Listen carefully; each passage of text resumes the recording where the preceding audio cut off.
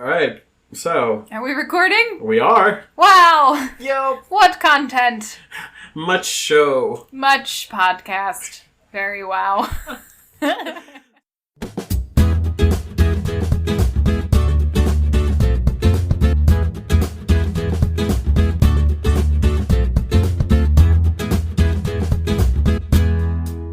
All right. Intro! Intro time. Intro. I'm not doing the same song I did that one time. Which song was that? The intro. Time to do an intro. Intro. Alan. And then I stopped. Amazing. That's the intro to a different episode. Well, it's the intro to this one too now. Wow! I have one original idea that I just repeat over and over. Like fanfiction! Yeah. Oh, snap. Oh, snap. Shots fired. Welcome to the fic list. Welcome back, everybody. Didn't you miss us? Honestly, after the angsty end to last week's episode, I'm Yeah. sure you were wondering, what other horrors can they put upon us? Are they okay? Yeah. Answer is no. But Yeah. I'm just kidding. We're better. We were better. Yeah. Yeah, we took a break. Yep, thank God. And truly a break of like 5 minutes. Enough for me to pick up the heart that like fell out of my chest and then just Yeah. put it back. It also helps that the fics we're discussing in today's episode are a little bit lighter. Yeah. Not quite so emotionally devastating. No Quelliot to be seen. None. I was told explicitly not to pick any more magicians for a little while, and I didn't. I'm proud of you. We put you on a leash. Yep, I have been contained. You're on the road to recovery. No, I'm not. This is a temporary step. A reprieve. So, what's our first tag? Do we even have a tag today? I can't remember. Why you? Because the first tag is Amnesia, friends. There it is. And then our AU for today is Youtubers AU, which is kind of niche, but something that I have read a decent amount of because it's a really intriguing one. I love it. It's great. When it's so done well, good. it is fantastic. Agreed. 100%. I spend a lot of my time, instead of watching Netflix or TV shows, I watch YouTube videos. I do too. I do what I call YouTube spiraling, where you just start on one video and you see another and you're like, yep. And then 2 hours later, you're like, wow, fuck. Where have I been? Yeah, I've just been like watching Colleen Ballinger for 3 hours or whatever it is. And you're like, oh my God. All right, so should I start? Yeah, why don't you start? Great. You want to start with Amnesia? And then we can touch YouTuber AU? Yeah, let's do Amnesia. What did I send you? Aaron, you sent me Falling Into You. It's an MCU fandom fic. Who is surprised? It's a stony fic. Also not surprised. Yeah. The author is Sabric MC. SABRECMC. It's on Archive of Our Own, and the summary reads, Tony and Steve end up as fuck buddies after the events of The Winter Soldier, until Steve calls it off. When Loki's spell wipes all of Steve's memories since the last time Loki was in town, Tony decides it would be so much easier to just not tell Steve they had something of a relationship. Spoiler, it isn't. Or, how Steve fell in love with Tony and forgot about it, and how Tony fell in love with Steve and realized it. And that subtitle is really the best summary, I think, for this fic. That's very much the crux of it. Yeah. Back in our old haunting grounds, the MCU. We've made it back. Yeah. You told me no more magicians, and I took it to heart. I'm glad you're here. So I was like, well, I only read so many other fics, so we're going back to old territory. Yeah, so this one is relatively long, like, 53,000 words? It's 11 chapters, but a good number of those are fan art at the end. I didn't realize that, or I forgot as I was reading it. So I was reading it, I got to the end of the fic, and I was like, oh my God, and I still have 4 chapters?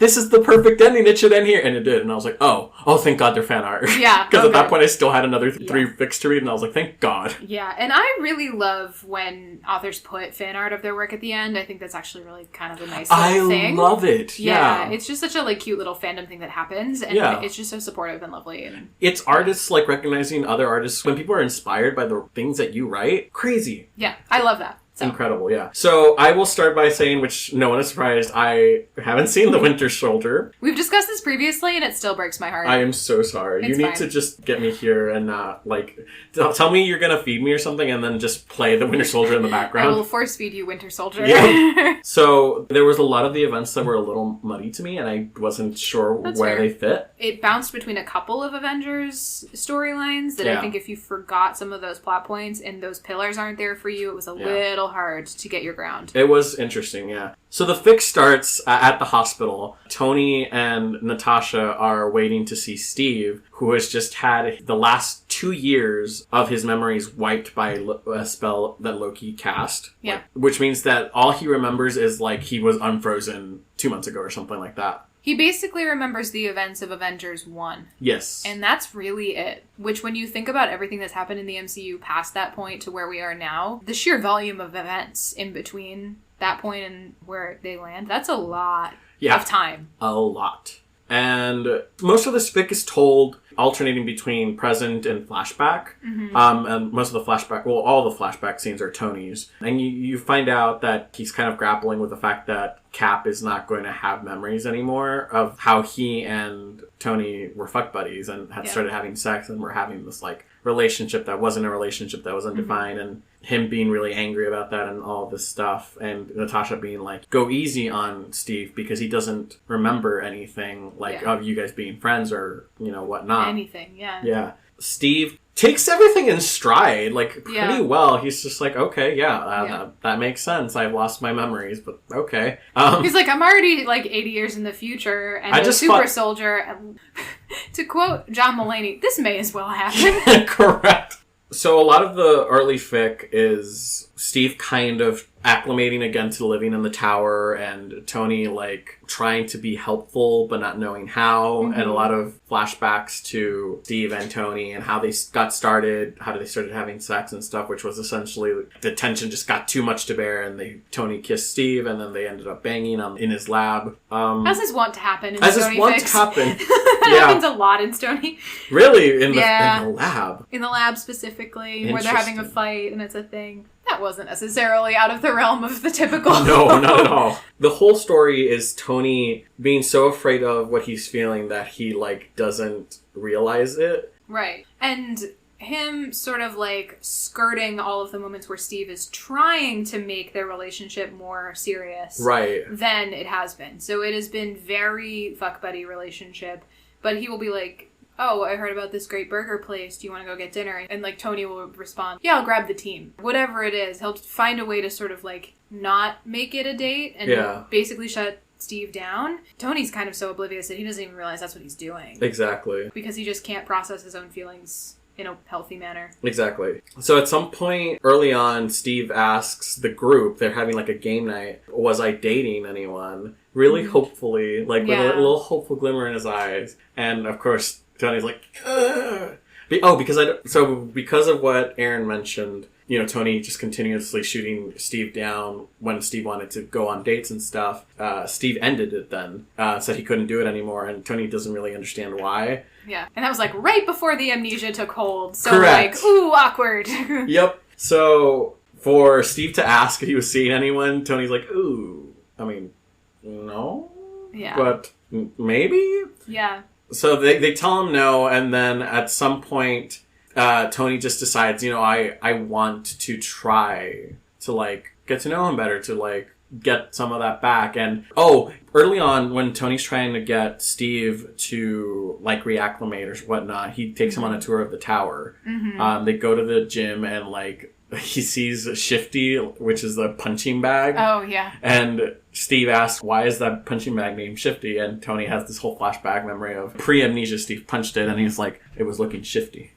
Yeah. And that's why it's named Shifty. And it's a lot of moments like that, and, Tony, has his hardness, but only, it's an inside joke. You would understand. And so Tony takes Steve to his apartment, to Steve's apartment, and, tells him, you used to draw on this, these are all your stuff, and if you need anything, just let me know. And Steve's cool, thanks.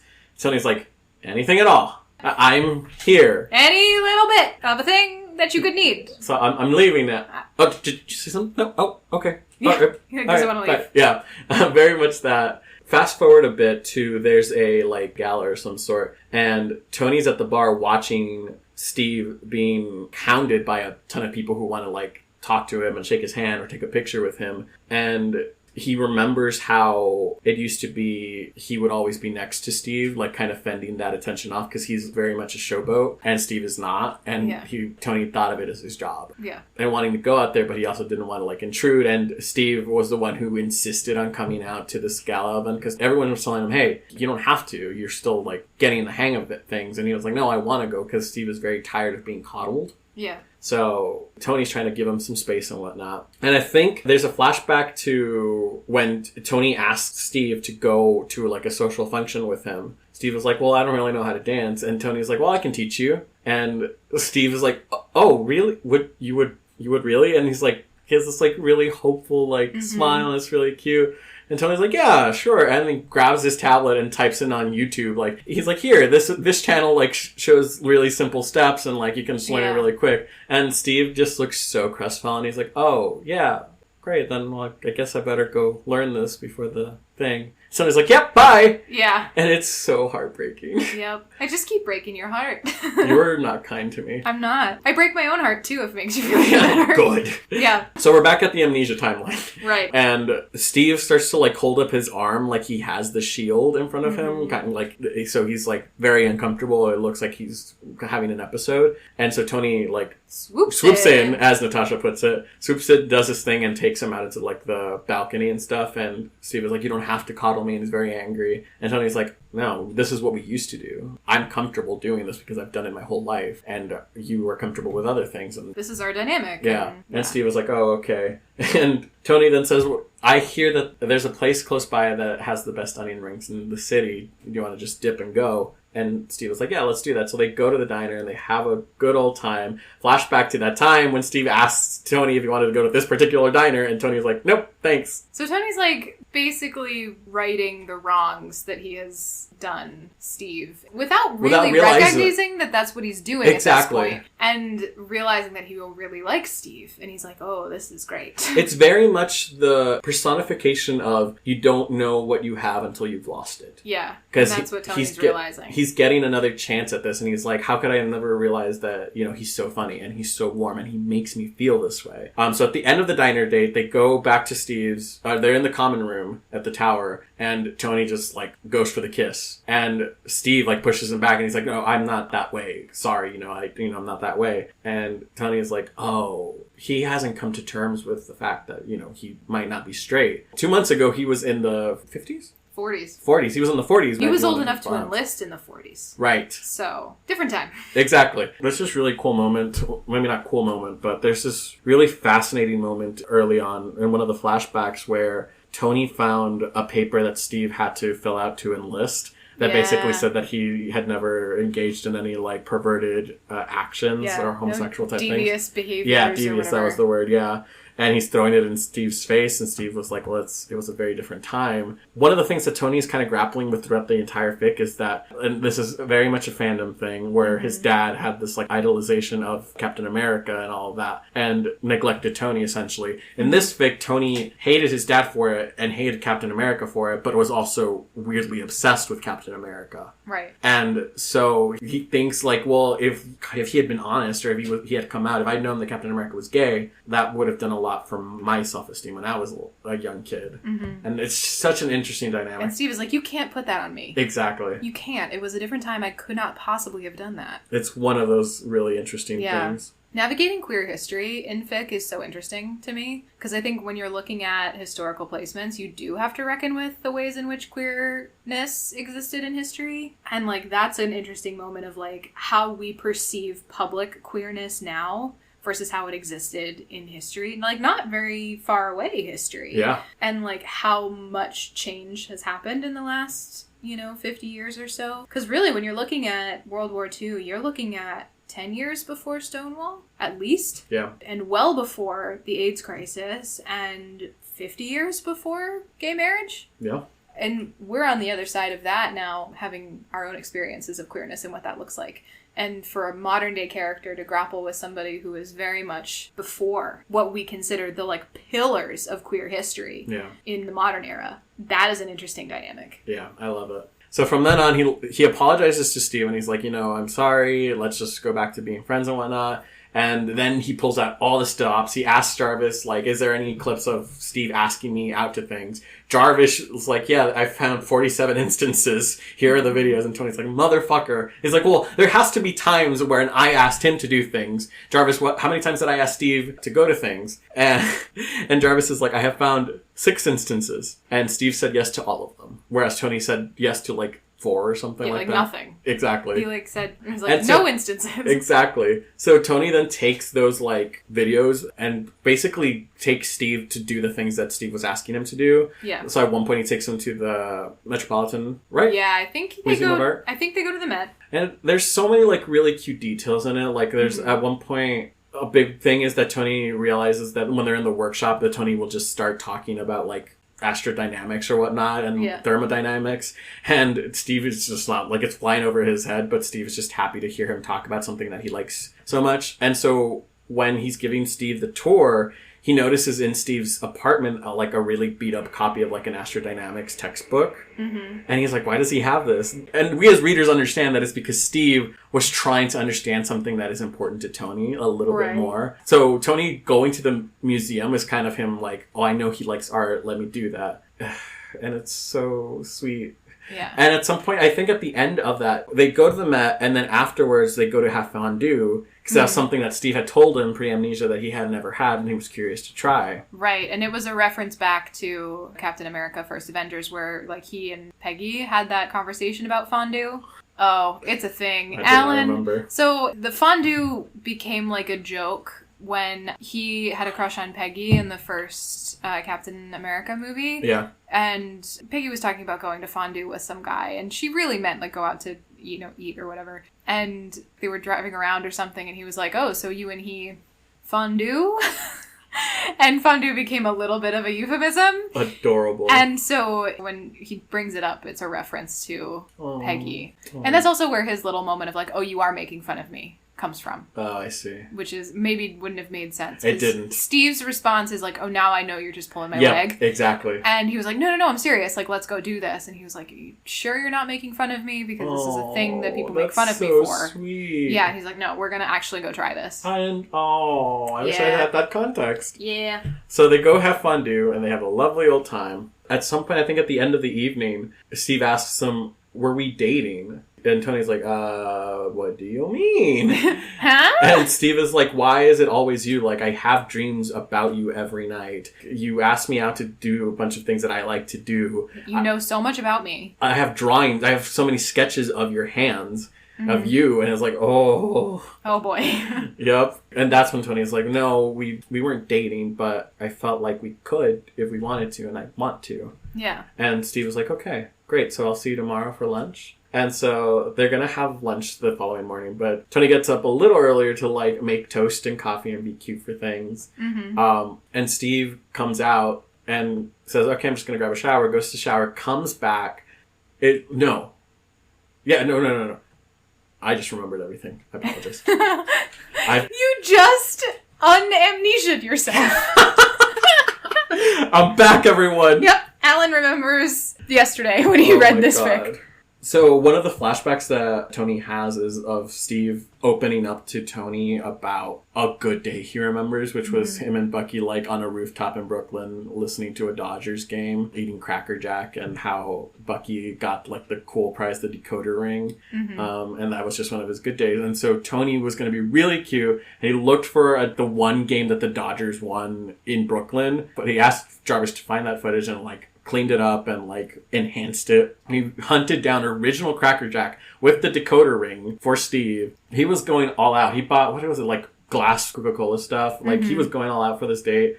And Steve walks in as Tony is like prepping everything and says, so Thor came back. And Tony's like, oh, because Thor went to Asgard to look for Loki to find a reversal for the spell. Which means that Steve remembers everything and is very angry and very hurt that Tony would take advantage of his amnesia after Steve said, I don't want anything to do with you. In his eyes, it's just Tony, again, yanking him in. And Tony has to be like, no, I didn't understand. I didn't see these things. And it's a lovely moment of him, like, talking about how he has problems connecting with people and, like, verbalizing his needs and wants. And then they make out. Yep. That's the end of the story. And it's wonderful. Once again, a dynamic that I'm like, I might be shoving myself into this a little bit. Which one are you? Both. At the same time. Yep. Incredible. It's great, though. So, I liked this fic quite a bit.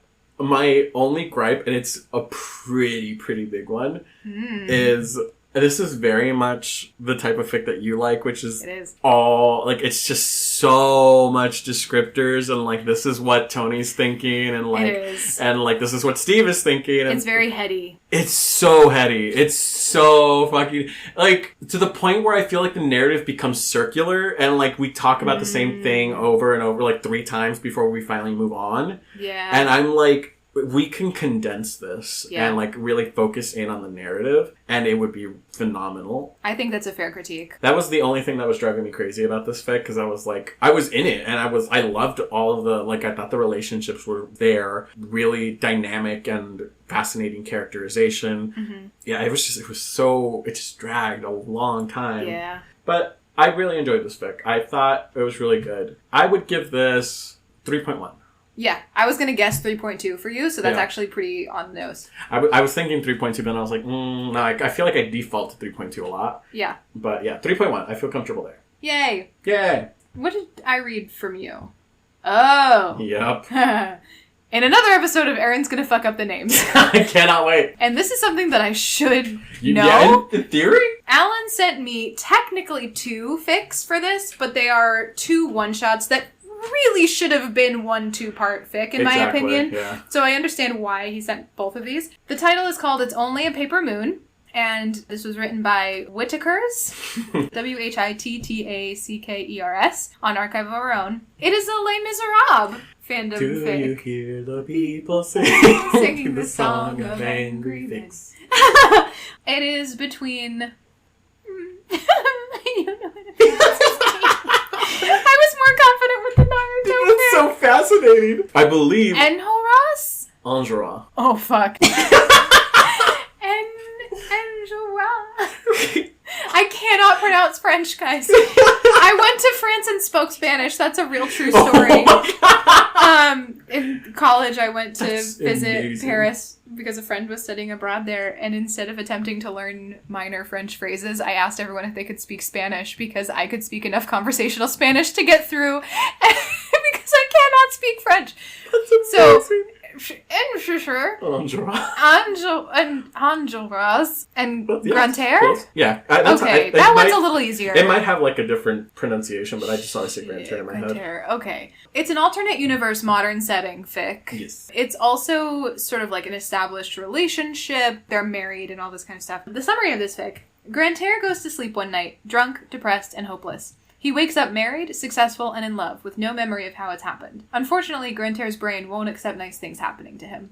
And I read that summary and I was like, oh, Alan gets me as a person. And I was like, oh, it's gonna be dark. Cool, great. We open, Grantaire is literally drinking straight out of a bottle, having like a depressive episode. Mm-hmm. He's a painter, and he's attempting to paint something for his university's art program. But he's struggling, and he's basically just trashing himself and being like, this sucks. He goes to try to get more alcohol, stands up, and then goes to like throw the canvas or otherwise like hurt it, falls, cracks his head on the counter, and blacks out. There's kind of like a moment, there's like a line break, and then he wakes up and he's in a hospital bed, and he sees this like beautiful man sitting next to him and goes, oh, my ange, or whatever it is. Yeah, that's good. And he's like, literal angel standing next to me. And it's Enjolras. And, you know, he's sitting there holding his hand. He's like, do not ever put me through this again. And he's like, who are you? what did I do to you? And that's the moment you realize that he has amnesia. And actually 6 years or so has passed between the opening moment in university and where he is now. So he's lost 6 years of his life, including his entire relationship with his husband. Can I just, really quick, I hope that that's how I find my husband. Just wake up one day in the hospital and a beautiful man's next to me. I'd be so happy. Oh, we are an established couple? Great. From there, they sort of call in all of his friends, and this correlates to all of the guys in the barricade in the show, and in the book and all of that. And they all come running in, and they're like, ooh, this is great, you're awake, woohoo! And he's like, who the fuck is you? It's like, I'm glad I have so many friends. This seems atypical of me, because I was very depressed, like, 2 minutes ago. But, like, one of his friends was from before, you know, the point at which he's regressed to. So he knows that this is legitimately his life. He just is like, oh, I don't remember any of this. He takes it pretty well in stride, considering. He's like, honestly. Okay, like, I would have a full-on panic attack, but sure. He's like, wait, how did this happen? And then Angel Ross, motherfucker, is like, we were at a protest. And Grantair's like, that doesn't sound like me. And he's like, well, I was at a protest, and you went with me, and we got separated, and you kind of got pushed down the stairs, or something happened, bashed your head in, and now we're here. And he is like, well, what were we protesting? And Angel Ross is like, this is bad. I'm gonna just isolate that clip, and I'm gonna put it as my ringtone. Yeah, and it's like, well, let's not get into it too much. And he's kind of like, all right, I'll put this on the back burner for now. And they kind of go back home. They decide to sort of piece together his memories in a way that he can kind of relearn them, just like by rote. And Angel Ross makes him a, like, flip book of all of his relationships, like all of his friendships and stuff, which is super cute. And Grantair is really struggling, but in a way that he's really internalizing. And Angel Ross is also very sad and also internalizing. So you watch these two sort of walk around each other, and they don't know how to be married anymore because Grantair has never known this person. But Angel Ross relies on him so much and is like so deeply devastated by what happened, but can't really show it. So there's that dynamic, and like they sleep separately for the first time in forever. And Grantair feels bad about it, but also is like really uncomfortable, and like it's a whole thing. Grantair has regressed to a point in which he is not in a good mental health place and feels very much like now he has to pretend to be okay when he's not. And he's like, I have become this thing that everybody expects me to become or wants me to become, and I have no idea how to be that because, like 2 minutes ago, I was a drunk, depressed college student who wasn't going to go anywhere or do anything. And now all of a sudden, he also owns his own gallery. He's this like devoted husband by all accounts. He's been really kind and like gracious with his friends. He has all of these friends, and he gets really frustrated having to like perform this. And he actually slips back into drinking when he had been sober for at least 4 years. So it's pretty much that. Like, there isn't a lot of, like, narrative touch points to go from plot-wise, particularly in the first fic. I was actually a little frustrated by the end of the first fic, because it really ends with his friends are coming over and they're going to watch a movie, and they're like, oh, we forgot that you forgot that there's this Star Wars movie that they rebooted. Isn't that great? We're going to watch Star Wars. And Grantair has decided that, like, he's going to cuddle with Angel Ross and, like, live this life, but he hasn't remembered a damn thing of it. Right. So it's very much choosing to keep portraying this, even though he's uncomfortable. Which is a really unsettling and unsatisfying ending. Agreed. Which is interesting as a narrative choice. So Alan, when he sent me this fic, also included a comment in the Google Doc which said, I'm going to make the sequel to this required reading, so go and skip ahead to that. So I did. A Canvas Sky is the sequel or the continuation of the narrative where Grantair really hits rock bottom.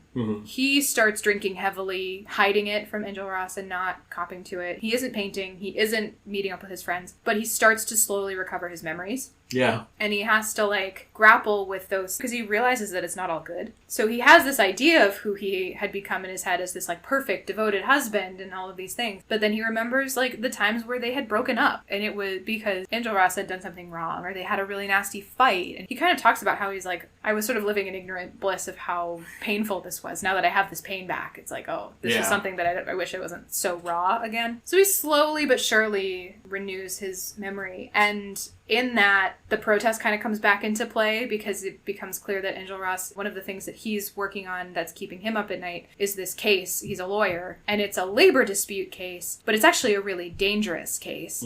And the reason Grantaire might have fallen down the stairs could actually have been the plaintiffs in this case shoving him down the stairs and intentionally harming him. And that had been something that they had been fighting about, because Grantaire knew that this was going to be a very dangerous case. And Enjolras decided that it was more important to take out this slumlord guy than to protect himself or Grantaire. And now he's living with the guilt of that decision because he sees that it really hurt him and stuff. And he remembers that fight now, and like that's coming back to him, and they have to like parse through those arguments again in a very real way. Yeah. In the end, again, it's sort of long and fragmented and a little bit meandering, but in the end, Enjolras does win the case, which is good. Grantaire largely remembers his life. He gets it all back in this really sweet trip to the aquarium with his friends. So his friends take him to the aquarium, and he was like, how often do we go to the aquarium? This seems a little odd. And his friend sort of cryptically answers, like, we go when we need to. And it sort of becomes clear that that's their little, like, therapy session place, where they go to, like, talk about their lives. And in sort of divulging that he had been drinking again and really struggling, his memories come back of the aquarium, and it kind of unlocks the whole thing. So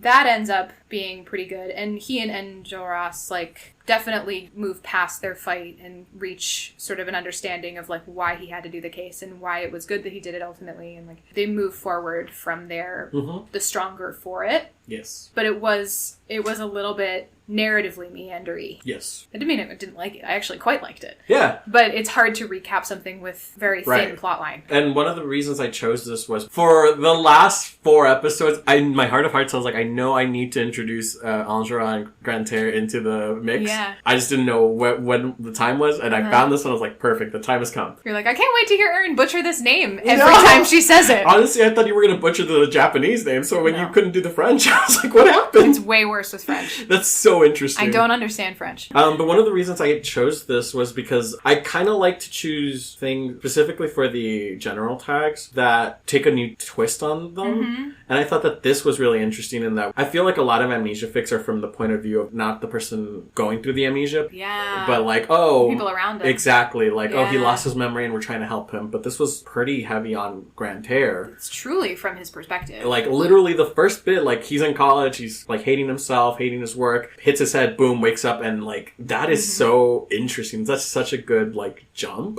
Yeah. I love the way they dissect Enjolras a little bit, because there's a moment where he struggles with Grantaire's memory loss, and he's like, a piece of me thinks your brain is cutting me out because the moment you're talking about was 2 weeks before we met. So did you want to forget me? Oh, that's right. Like, that character is so charismatic and so larger than life that to be able to strip that back a little bit and be like, what would it be like actually being that person? Not necessarily always being on. What does that person look like behind closed doors? Yeah. And I think that was a really interesting character question, and it explored it in a really meaty, sort of juicy way. Yeah. And one of the things that he says, too, he was like, you know, you're going to remember some things that aren't flattering. Like, there was a period of time where, like, you broke up with me. Yeah, because of how awful I was being. And Grantaire was like, well, how could I possibly have broken up with you? And he's like, you'll remember. Like, there was a point in my life where I was not a good person to you, and like that's why we broke up. So having that dynamic was, I thought, really mature and really interesting, and a really compelling, again, sort of perspective shift. Exactly. Where Grantaire is sort of like glossed over some of the like edgier bits of other people in his life, but putting so much on himself. Right. To then have to be like, no, I'm actually a pretty good person. I'm just getting the pieces of context back together. Exactly. Gives me a fuller picture of the people around me. Yeah. I feel like amnesia fics usually deal with the coming back of memories in like one of two ways. It either happens off screen, or it happens and like they have like a headache and like it all comes rushing back and it feels really overwhelming. This fic didn't do it that way. So this is a quote: like a painting you've walked past 100 times and only seen the colors and lines that you suddenly realize the shape of, Grantaire realizes his life.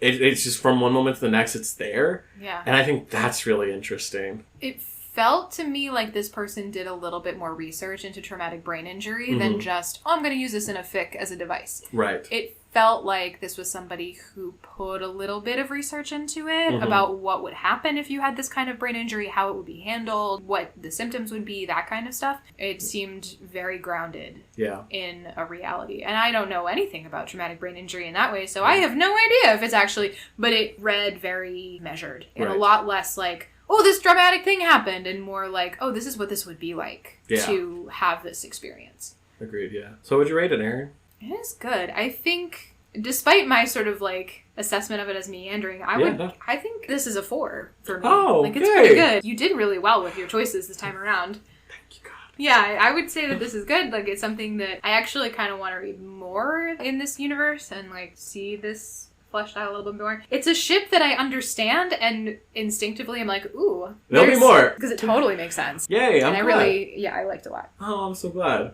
So the next tag is our AU tag, which is the one that I think we're really excited about for this episode, which is YouTubers. I love it. Do you want me to start, or do you want to start? I can start. Okay. So, you sent me Do It for the Views, written by Emma of Misthaven.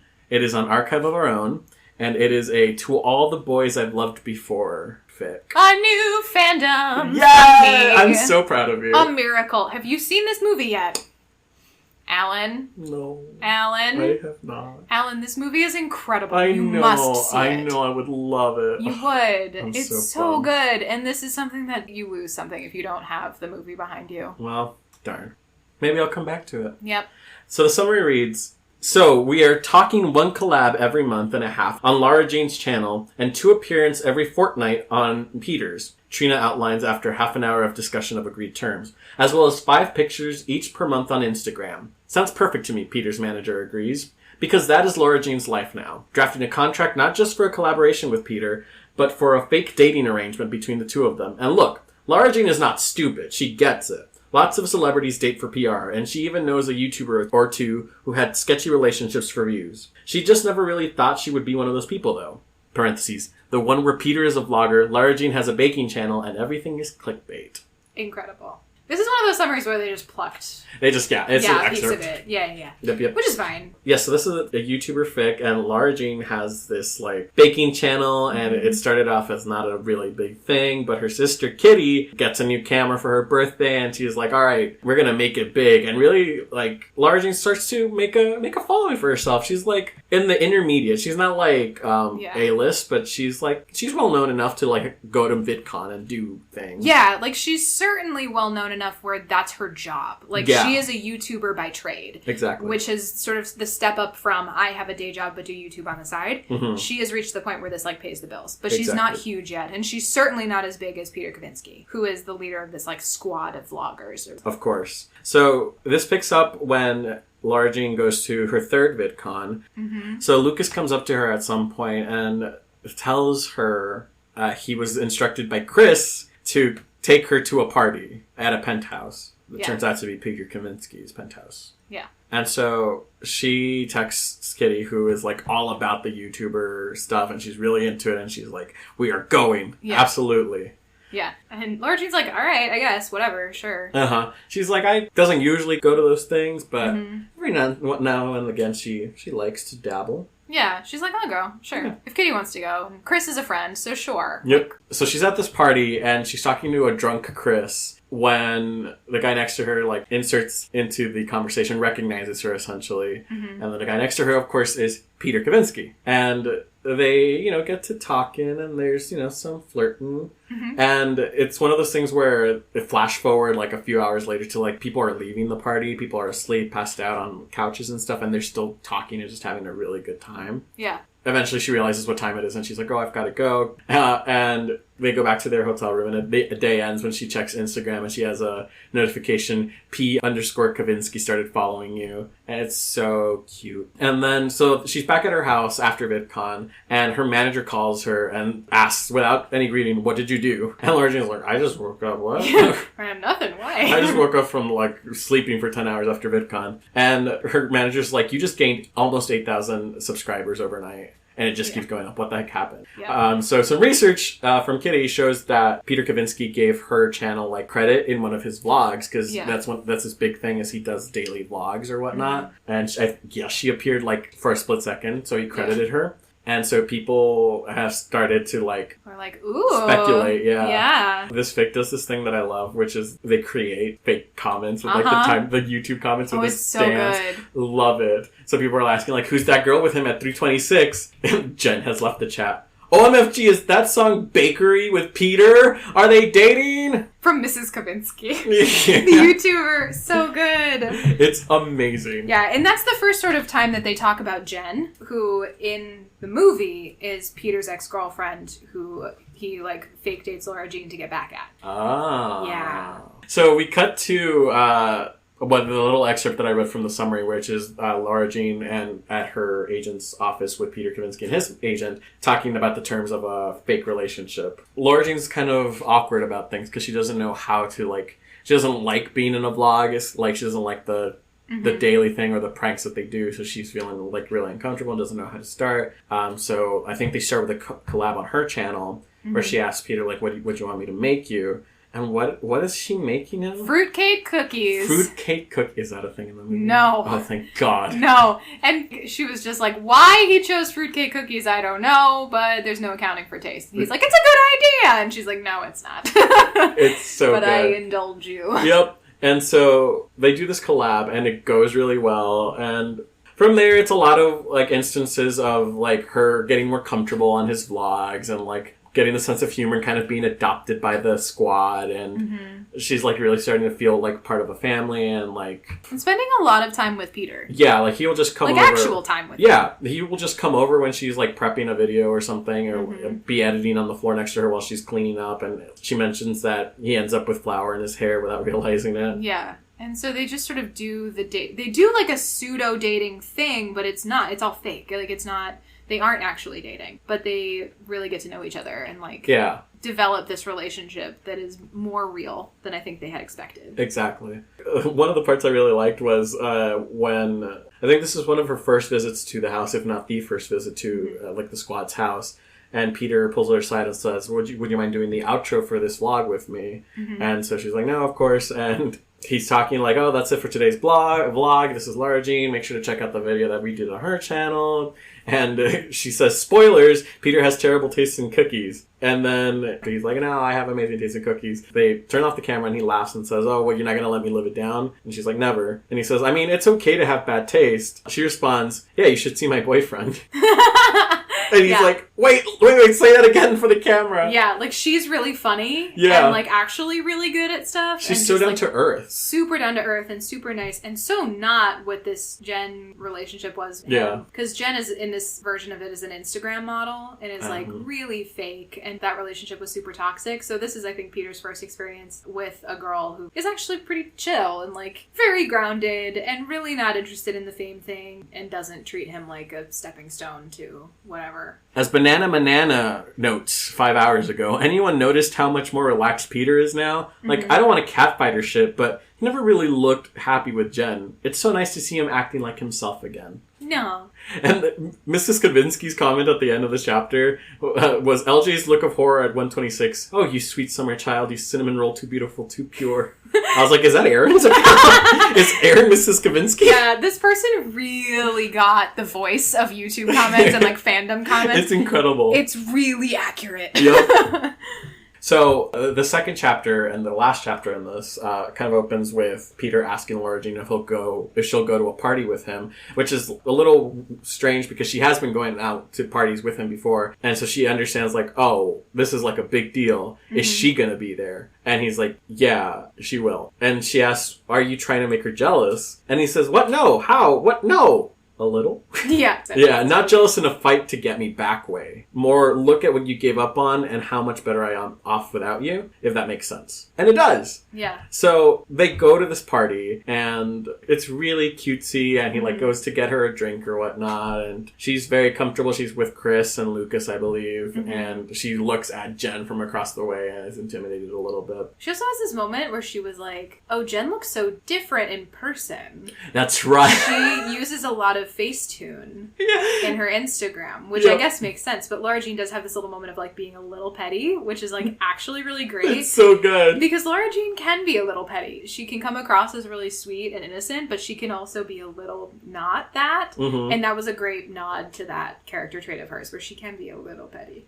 I loved it. So at some point, Laura Jean asks Peter to go get her a slice of pizza, and he goes, and that's the moment Jen chooses to strike. Yeah. And so she like corners him, like it looks like they're having a pretty intense discussion. Yeah. But Laura Jean is just like, no, like, I'll just let them, like, I don't want to intrude and make it a bigger thing. And then Peter comes up, just stalks over to her with no pizza and tells her, hey, we're leaving, let's go. And she's immediately like, game for, and she's like, yeah, great. And he like kisses her like pretty, not aggressively, but like with gusto. Yeah, like with feeling. But Yeah. up to this point, Laura Jean had instituted a no PDA rule. That's right, yeah. She had said at the beginning of the party, it's fine, the PDA rule doesn't apply tonight. So it wasn't without consent, but it was something out of character for their relationship up to this point, and a little bit jarring. And she wasn't super expecting it. Yeah. They end up at a diner, and we love a diner. We love a diner. It's so cute. Also a movie reference. Oh! Mm-hmm. You should have told me to watch this movie, Aaron. I'm blaming you. I thought it went with the thing. I thought that Just happened. kidding.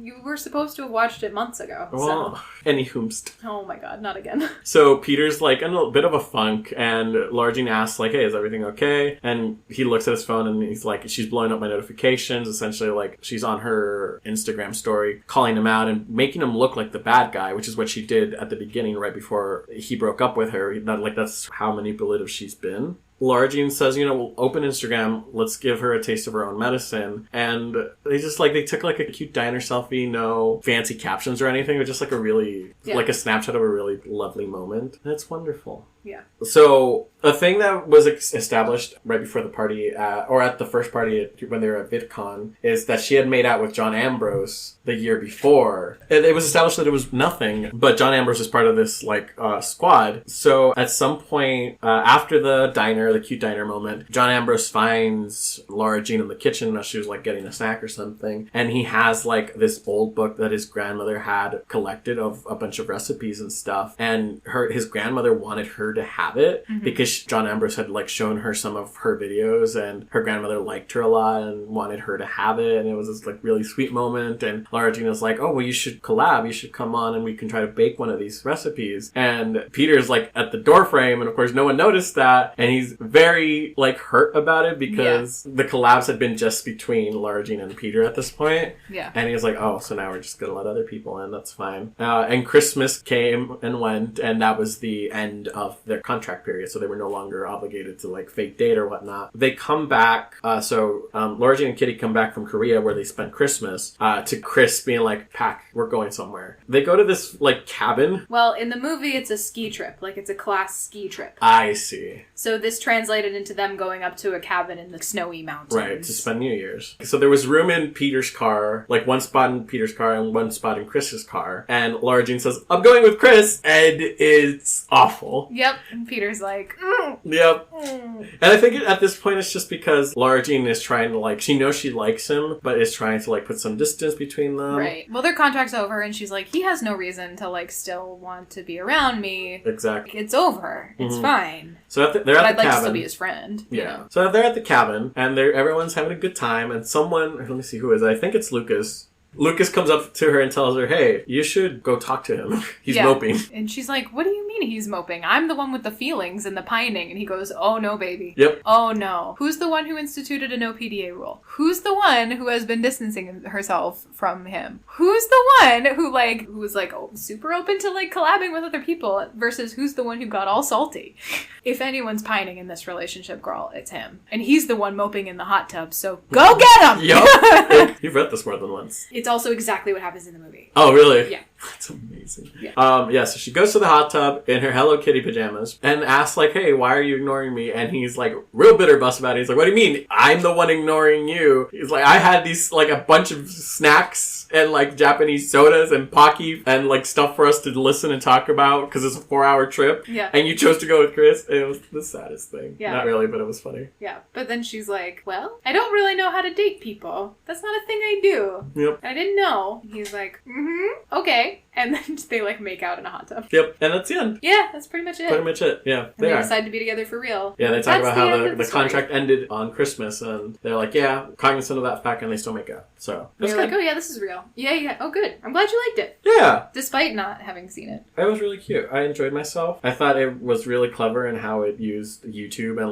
Instagram and social media. I love fics that are very smart about how they do that. Yeah. I think it can be difficult to pull off well. Yeah. This this one integrates it really well in a way that feels really authentic, and we've used that word a lot, but it feels really sort of like genuine, and it's not like a forced trope. It feels organic to the fic. It does. And it doesn't feel like they're really just like shoving this shtick on these characters. It's like, oh no, in this situation, this is what they would do. I loved it, yeah. So I would give this a 3. Very enjoyable.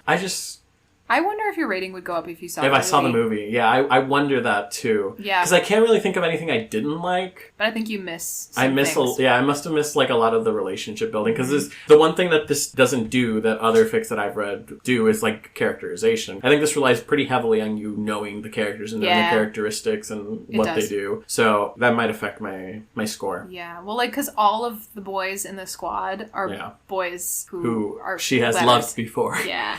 So they're used very differently in this narrative than they are in the movie, but it's, I think, important to like have the context for people, and like the whole fake dating established thing is from the book and the movie, and like that's an important thing to know. So anyway. I'm glad that you enjoyed it despite that, and like I would actually recommend that you see this. Cool. We should have a movie night. Yes! You should come over, we'll watch this movie, and then you should reread this fic and see, and actually read more of the universe. Let's make it a double feature with the Winter Soldier.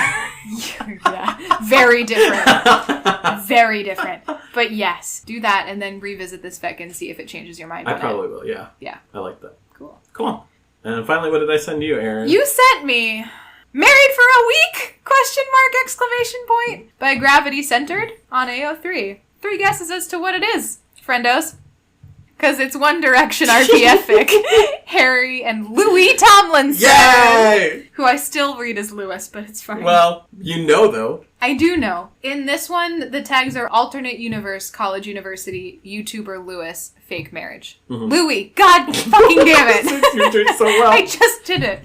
YouTuber Louis and fake marriage. This is not your episode for name pronouncing. It's not my episode for names.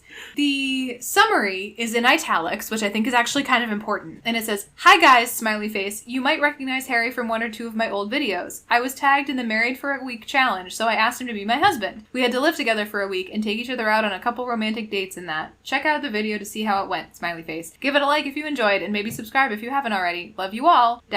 Louis X." And I want to preface this with I really liked it. Sure. It was a little bit less narratively clean than I think some of the other things that you've sent to me. Yeah, for but sure. I also think it was largely because the writer, one, was writing very heavily in a UK-based accent.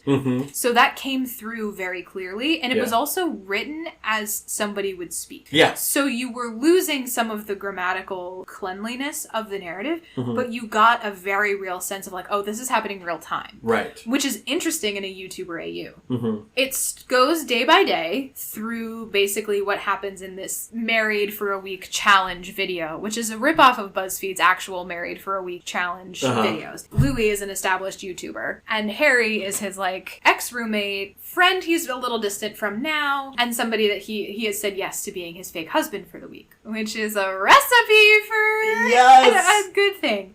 So it starts off, and they're not distant per se, but they're very, like, friendly with some, like, space in between. Yeah, they're like, I would say. Yeah. There's, like, moments where they're like, haha, this is so funny, like, we're just gonna, like, be married for a week, super cool. And you don't know a lot of their background. Like, you aren't given much description about established relationship in terms of what their friendship was like or anything like that. You just know that these people are involved. Exactly. And they're doing this thing. It goes a little bit beyond what the video shows, but it does basically go through the filming of the video as it happened. So he asks Harry to be his fake husband for a week, and he says yes. And they're like, are we starting now? And he's like, yeah, sure, but like maybe you should go grab a bag because you actually have to live with me for the week. And Harry's like, okay. He's like, I have so much shit to do though. And he's like, you already said yes, too bad. So they'll take backsies. Yeah, so they do that, and they start filming, and it gets off to a little bit of a, like, not awkward start, but there is a little bit of a, like, oh, we're filming. Getting used to it. Getting used to it kind of thing. And Harry's really kind of, like, game for it, but, you know, just sort of, like, new, and is like, all right, this is kind of fun. fun, haha. They go to Louis's house, and Harry makes fun of him because his house is a mess.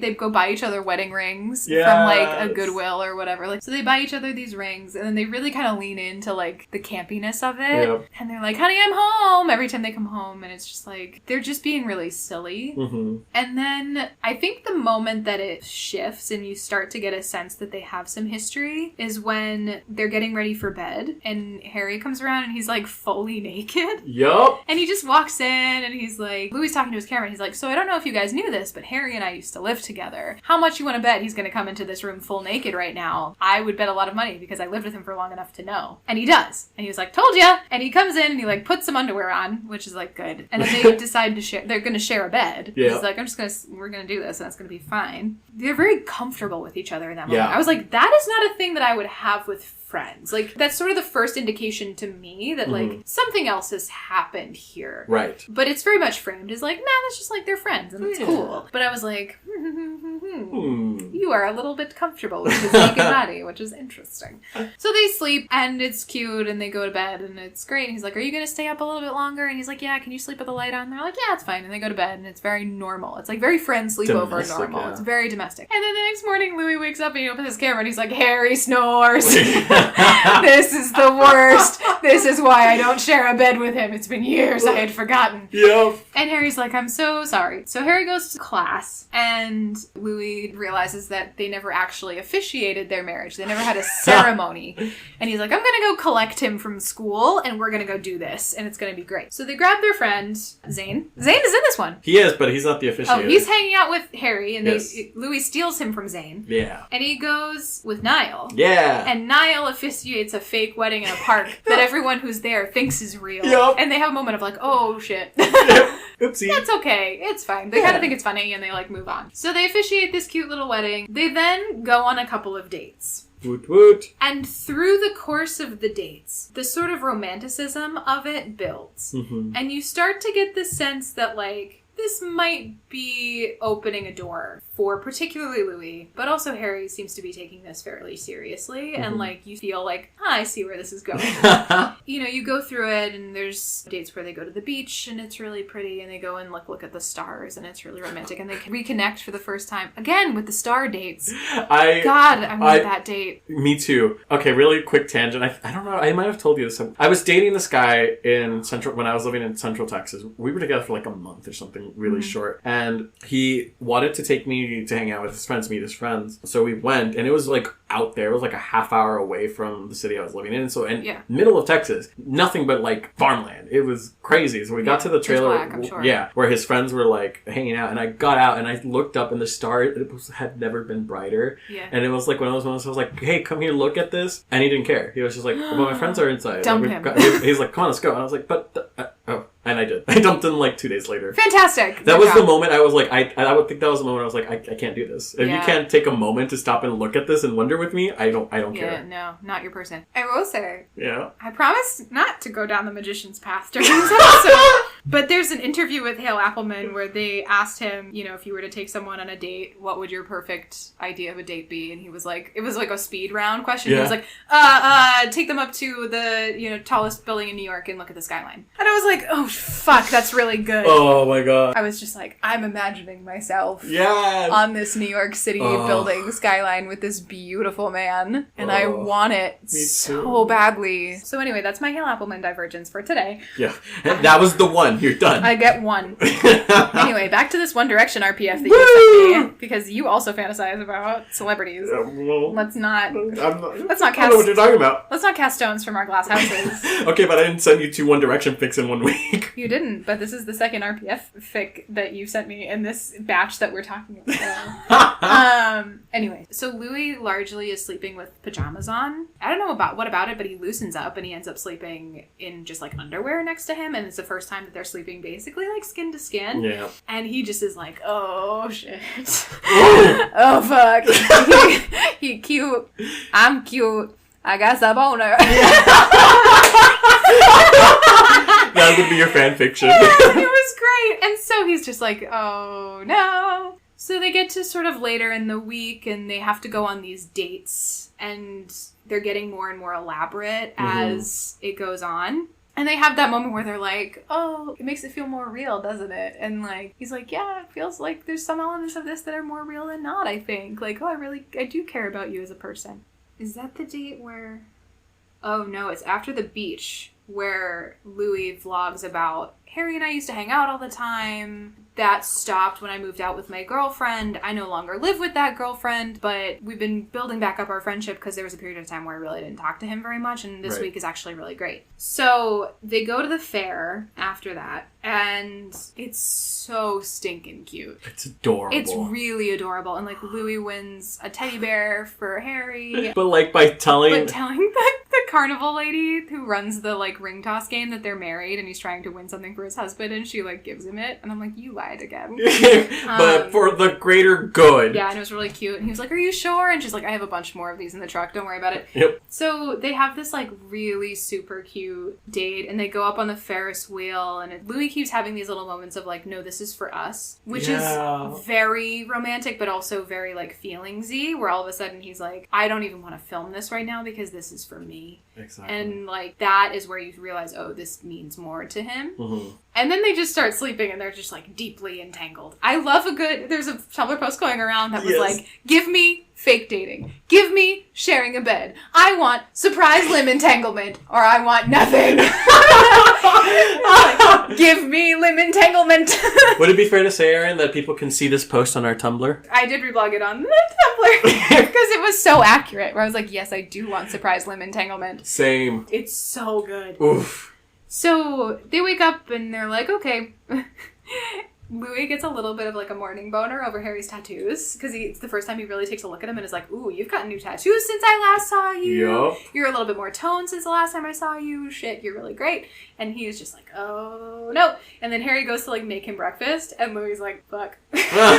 You are really cute. Oh boy. Some feelings that I had buried are resurfacing. Exactly. Really is what it is. Mm-hmm. And he's like, oh, but I don't know how Harry feels about me or whatever. Mm-hmm. And they get to their last day, and they have this conversation in their last quote-unquote date where they go and get like a milkshake or whatever, and they really talk about, you know, Louis like, I wonder if I made the wrong choice moving out and like leaving you behind for this girl. And Harry's like, I don't hold it against you. Like, you made the best choice given what you felt at the time, and like just because, you know, he was like, yeah, something was blossoming between us, but like you knew you loved her. Yeah. And Louis like, I don't know, man, like it wasn't fair anyway we cut it. And, like, I did love her, but I also kind of regret that it put a stop to us. I kind of thought I could have both. Yeah. And he was like, well, you know, we're back together now as, like, friends, and we're rebuilding and stuff. And they're like, well, I'm just really glad that we're seeing each other. I've missed hanging out with you.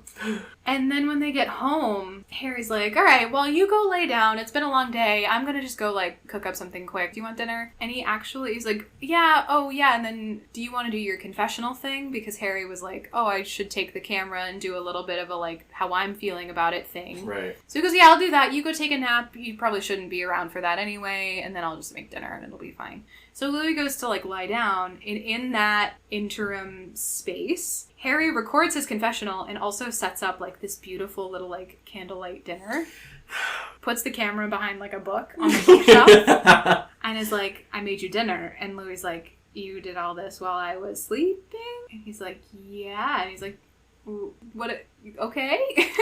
And Harry's like, well, I just wanted to have like a good last night together. And Louis sort of like bravely is like, it doesn't have to be the last one. And they go for it. Yeah, they do. They kiss, and it's super cute and it's super romantic.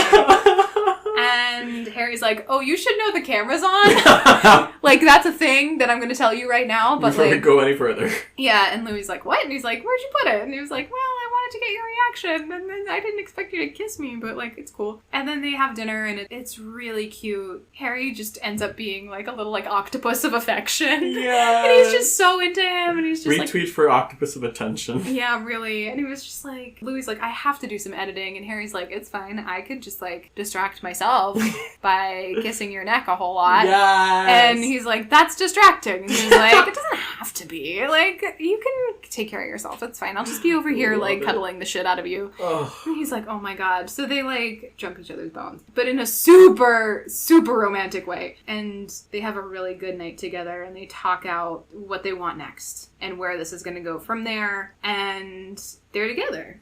Louis like, boyfriend, huh? Bit of a downgrade, isn't it? Husband to boyfriend. And Harry's like, we could just put our divorce on hold for a bit.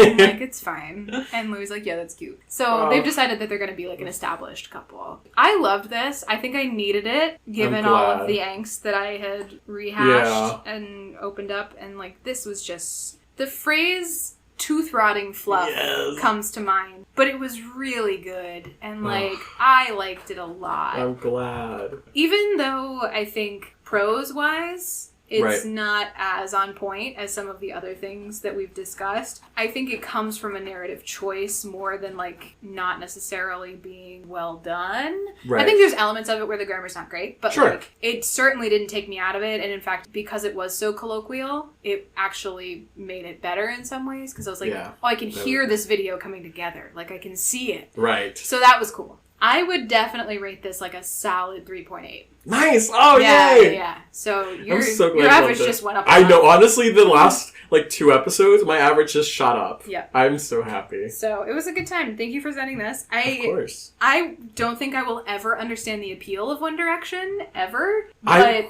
I have to be honest, I don't know where it came from. Yeah. Because I didn't listen to One Direction. I like 2 songs, and that's it. But I didn't like follow any of the drama between them when they broke up, and like nothing. Yeah. But something about reading the like Harry and Louis just does it for me. Like it just feels like one of those pairings that I really like. Maybe it's because we don't know a whole lot about what's going on. It's kind of like, you can just kind of put them in all sorts of situations and it works. And it's helpful like to have just like pictures of them, you know? Yeah. Because I feel like, even like with the Quelliot thing, there's a pressure when I'm reading something that's Quelliot knowing that there's canon behind it. Right. Whereas with RPF, there's not really a canon. There's just their lives, and we don't know that, and that's the way it should stay, you know? Right. So, yeah. You can just imagine. Exactly. Do you know what's weird? Is I don't actually read a whole lot of RPF in general, despite the fact that I have a very vivid imagination with certain celebrities who shall remain nameless. Go back about 20 minutes.